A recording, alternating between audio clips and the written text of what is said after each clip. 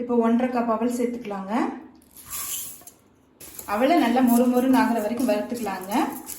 Slowly வச்சு colour மாறாத மாதிரி வறுத்துக்கோங்க. நான் சிகப்பு அவல் எடுத்திருக்கேன். நீங்கள் விருப்பப்பட்டீங்கன்னா வெள்ளை அவல் கூட போட்டுக்கலாம். இப்போ அவலை நல்லா கிறிஸ்பாகிற வரைக்கும் வறுத்தாச்சுங்க. இப்போ ஒரு அவல் எடுத்து பார்த்தீங்கன்னா நல்லா உடையணுங்க. அந்த அளவுக்கு நல்லா வறுக்கணும். இப்போ இதை எடுத்து தனியாக வச்சிடலாம். இப்போ அடுத்தது 1/2 கப் பொட்டுக்கடலை சேர்த்துக்கலாங்க. பொட்டுக்கடலையும் லேசாக கலர் மாறுற வரைக்கும் வறுத்துக்கலாம். பொட்டுக்கடலை சேர்க்கறதுனால அவலோட டேஸ்ட் ரொம்ப நல்லா இருக்குங்க. நீங்கள் பொட்டுக்கடலை இல்லாமல் கூட செய்யலாம். இப்போ பொட்டுக்கடலையும் கலர் மாறுற வரைக்கும் வறுத்தாச்சு. இப்போ இது ரெண்டும் கொஞ்சம் நேரம் ஆறட்டும். இப்போ அடுத்தது நம்ம வறுத்து வச்சிருக்க அவல் இதில் சேர்த்துக்கலாங்க. பொட்டுக்கடலையும் இது கூடவே சேர்த்துக்கலாம்.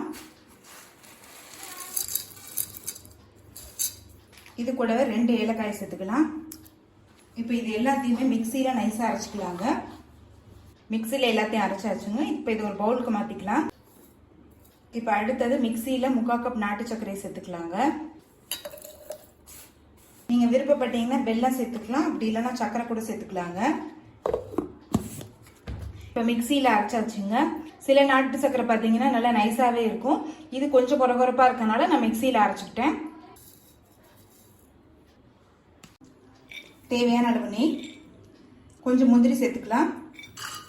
இப்போ முந்திரி கலர் மாறுற வரைக்கும் வறுத்துக்கலாம். அடுத்தது கொஞ்சம் திராட்சை. இப்போ இது ரெண்டுத்தையும் நல்லா வறுத்தாச்சுங்க. இப்போ இதை எடுத்து கொஞ்சம் தனியாக வச்சிடலாம். இப்போ இதை நல்லா மிக்ஸ் பண்ணிக்கலாங்க.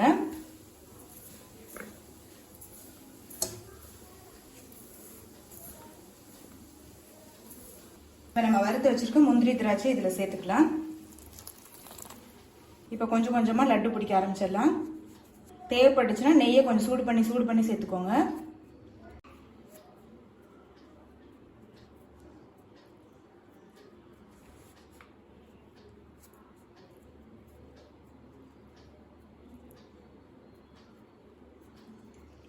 நல்லா கொஞ்சம் அழுத்தி பிடிங்க.